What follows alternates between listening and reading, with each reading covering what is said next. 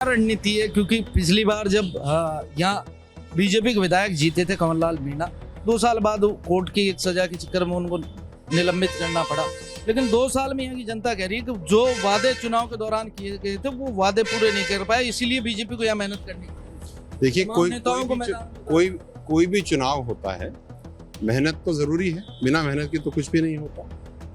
और भारतीय जनता पार्टी का कार्यकर्ता कार्डर बेस्ड पार्टी होने के नाते स्ट्रक्चर बहुत रोबस्ट है, वोटर्स में बहुत रुझान है आज की डेट में। और मैं तो इतना ज़रूर कहूँगा, और ख़ास करके युवाओं के लिए, कि यू हैव टू डिसाइड कि आप फ्यूचर कैसा बनाना चाह रहे हैं। आपको कंस्ट्रक्टिव फ्यूचर चाहिए, प्रोडक्टिव फ्यूचर चाहिए, तो आप विजन के साथ, डिसीजन के साथ भारतीय जनता पार्टी के समर्थन में आए, जो विचार कर रहे हैं। वैसे तो ज़्यादातर तो भारतीय जनता पार्टी के साथ हैं ही, लेकिन कोई इधर उधर अगर कोई एम्बुश्ड हो रहे हैं किसी चीज़ से, तो मैं उनको ये कहना चाहूँगा कि तटस्थ रहिए। देखिए, समरावता में गया था चुनाव के बाद, तो फैक्ट्स क्लियर होने चाहिए, ठीक है। अब क्या है कि बाहर के लोग जब आते हैं, किसी व्यक्ति जो लड़ रहा होता है उसके समर्थन में, तो भीड़ अपार दिखती है। जिस दिन वोट पड़ते हैं उस दिन पता चलता है कि लोग कितने साथ में हैं। तो वो कहते हैं कि ओम बिरला हैं जो प्रमोद जैन भाया को जिताने के लिए मेहनत कर रहे हैं। दूसरी तरफ बीजेपी में गुटबाजी है, वसुंधरा खेमे को लेकर हो, चाहे ओम बिरला खेमे को लेकर हो या सीएम वाले। मेरा क्या करना है इसमें? जो बोलता है उससे पूछो यार, ठीक है। जो क्या बोल रहा है, किसकी जबान में किसका टूल किट है, वो मैं क्या कह सकता हूँ? मेरे को नहीं पता भैया। मैं तो भारतीय जनता पार्टी का साधारण सा कार्यकर्ता हूँ। अंता विधानसभा उपचुनाव का रण सज चुका है और तमाम नेता इस समय अंता विधानसभा चुनाव प्रचार में आ रहे हैं, चाहे वो कांग्रेस हो या बीजेपी। कोई कसर इस उपचुनाव को जीतने में नहीं छोड़ रही दोनों ही पार्टियां। लगातार हम देख रहे हैं अलग अलग ग्राम पंचायतों तक पार्टियों ने पदाधिकारियों को नियुक्त किया। गुर्जर नेता हैं हमारे साथ विजय बैंसला जी, ये भी अंता प्रचार में पहुंचे हैं। पार्टी ने आपको भी यहाँ अंता विधानसभा चुनाव में जिम्मेदारी दी है, किस तरह से देखते हैं अंता के रण को? क्योंकि पूरा प्रदेश इस चुनाव को टकटकी लगा कर देख रहा है। 2028 के सेमीफाइनल के रूप में इस चुनाव को देखा जा रहा है। देखिए, this is a very interesting election, और इस इलेक्शन का रिजल्ट मैं आपको बता दूं, जो रुझान चल रहे हैं, भारतीय जनता पार्टी इलेक्शन जीतेगी और अच्छी तरह से जीतेगी। क्या रणनीति है क्योंकि पिछली बार जब यहाँ बीजेपी के विधायक जीते थे कमललाल मीणा, 2 साल बाद कोर्ट की एक सजा के चक्कर में उनको निलंबित करना पड़ा। लेकिन 2 साल में यहाँ की जनता कह रही है कि जो वादे चुनाव के दौरान किए गए थे वो वादे पूरे नहीं कर पाए, इसीलिए बीजेपी को यहाँ मेहनत करनी पड़ी। देखिए, कोई भी चुनाव होता है, मेहनत तो जरूरी है, बिना मेहनत के तो कुछ भी नहीं होता।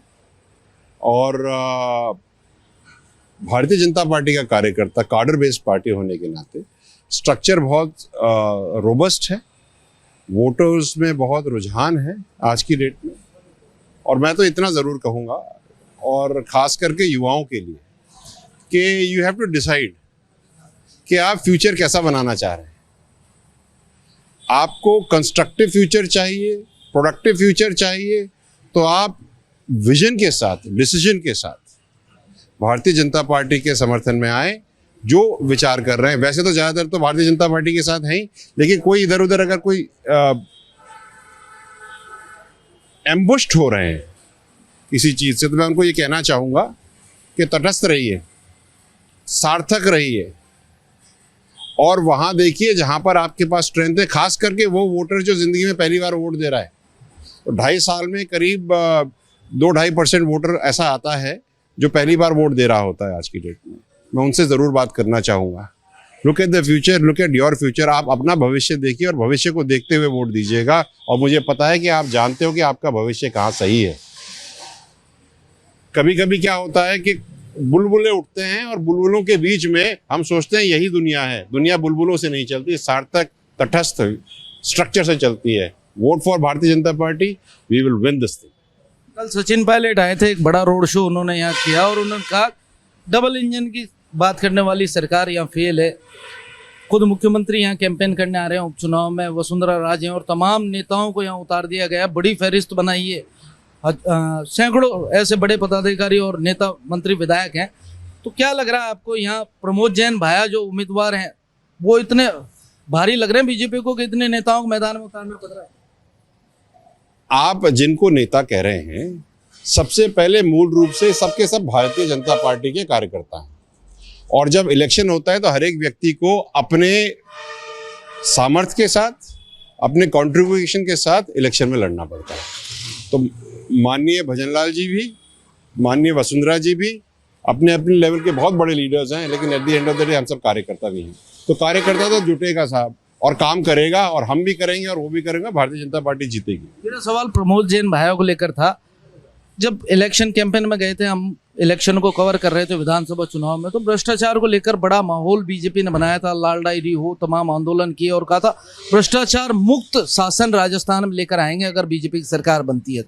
प्रमोद जैन भाया पर खुद देश के प्रधानमंत्री इसी अंता की धरती पर आकर बड़ा आरोप लगा कर गए कि करोड़ों रुपए का खनन घोटाला इन्होंने किया, भाया रे भाया खूब खाया, एक तो पूरा गाय ओं खाया। लेकिन 2 साल हो गए, आज तक प्रमोद जैन भाया पर कोई कार्रवाई बीजेपी नहीं कर पाई। दूसरा, 2 साल बाद भी वही मुद्दा और वही बात बीजेपी चुनाव कैंपेन में कह रही है। तो आपको ये भी तो देखना पड़ेगा कि अभी सरकार चालू है, अभी 2 ही साल हुए हैं, 3 साल अभी बाकी है, ठीक है? और you have to also see another part of it, कि जो बात आप भाया जी के लिए कह रहे हैं, देखिए इलेक्शन लड़ रहे हैं, वो अपने पूरे दमखम से लड़ेंगे, हम चाहते हैं दमखम से लड़ें, मेहनत करें, मेहनत करना जरूरी है। सब तुमको समझ में तो है दुनिया को कि मेहनत कहाँ हो रही है और कहाँ काम हो रहा है, ये आपको भी समझना पड़ेगा और आपको भी समझना पड़ेगा। एक निर्दलीय प्रत्याशी हैं यहाँ नरेश मीणा, जिन्होंने चुनाव को बहुत रोचक बना दिया है। जब समरावता में पिछली बार वो देवली उनियारा चुनाव लड़ रहे थे, समरावता आप भी गए थे, अब वो यहाँ चुनाव मैदान में है और तमाम तरह की बात कर रहे हैं। आपने देखे होंगे घटनाक्रम, उस प्रत्याशी को किस रूप में देखते हैं? देखिए, समरावता में गया था चुनाव के बाद, तो फैक्ट्स क्लियर होने चाहिए, ठीक है? अब क्या है कि बाहर के लोग जब आते हैं, किसी व्यक्ति जो लड़ रहा होता है उसके समर्थन में, तो भीड़ अपार दिखती है। जिस दिन वोट पड़ते हैं उस दिन पता चलता है कि लोग कितने साथ में हैं। और इस बार में मैं एक बात कहना जरूर चाहूंगा कि जो युवा जो लग रहे हैं, ये देखें कि एक भविष्य क्या है, और जो व्यक्ति जिसके साथ लग रहे हैं उसका अतीत भी देखें और उसका होने वाला भविष्य भी देखें। You have to see where the future holds, आगे भविष्य क्या है, क्या चीज सार्थक है, क्या चीज होने वाली है, ये वही व्यक्ति देखेगा जो आगे देखना चाहता है। समरावता का जिक्र इसलिए किया कि वहाँ उस समय इलेक्शन के दौरान जो हिंसा की घटना हुई थी और जिस तरह सरकार का रुख रहा था, आपने कहा था समरावता के लोगों को न्याय दिलाएंगे। आज समरावता की जो स्थिति है क्या है? देखिए, काफी हद तक है, पीपल आर सेटिस्फाइड। इंस्टेंसेस होते हैं इलेक्शंस में, हो जाते हैं, ठीक है? वो कोई इतना लंबा चौड़ा नहीं है, जो हो गया। अब उसके बारे में हम जाकर के उसकी अब खिचड़ी रौंदते रहेंगे तो वह तो जिंदगी भर करते रहिएगा, हमारे जाने के बाद, मृत्यु के बाद भी करते रहिएगा, उसमें कोई एंड नहीं है। जरूरी क्या है कि आने वाले 3 साल, जब तक भारतीय जनता पार्टी की सरकार अभी है और जब तक ये इलेक्शंस नहीं होते वापस से, तब तक तो भारतीय जनता पार्टी की ही तो सरकार है। और इस सरकार में रह करके ही तो आप इस इलाके का भविष्य आगे तय कर सकते हो। और युवाओं के लिए, जो आप बार बार युवाओं कह रहे हो, तो युवाओं, your future is with the party wear you have the government and look forward towards the government.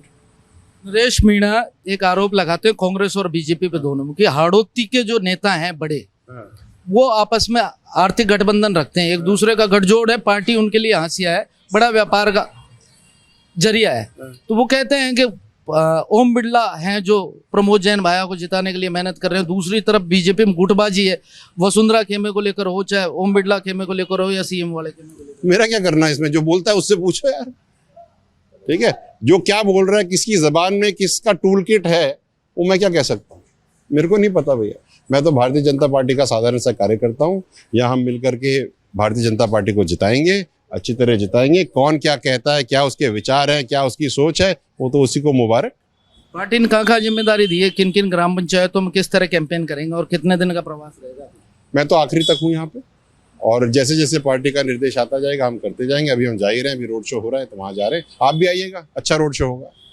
तो ये थे हमारे साथ विजय बैंसला, जिन्होंने कहा कि अंता में बीजेपी जीतेगी, और दूसरी तरफ तमाम सवालों के हमारे जवाब दिए। और उन्होंने कहा कि 2 साल का जो कार्यकाल बीजेपी का राजस्थान में है उसको देखकर जनता वोट करेगी। रिपोर्ट भारत, लोकेश नागर, 12।